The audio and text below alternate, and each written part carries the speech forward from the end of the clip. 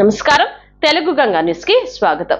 విజయవాడ పశ్చిమ నియోజకవర్గం 54, 55వ డివిజన్లో ముఖ్యంగా వించిపేట సిఎస్ఐ చర్చి ప్రాంతంలో మురుగు కాలువలో మట్టి పేరుకుపోయి చెత్తంతా బయటికి వచ్చి మురుగు నీరంతా రోడ్ల మీదకి వచ్చి దుర్వాసనతో ఉన్నందున స్థానిక ప్రజలు పిల్లలు అనారోగ్యానికి గురవుతున్నారు.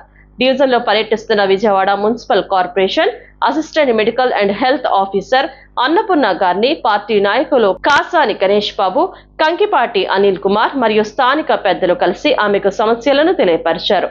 ఏఎంహెచ్ఓ గారు స్పందించి పై అధికారులకు తెలియజేసి పరిష్కారం చేస్తామని హామీ ఇచ్చారు.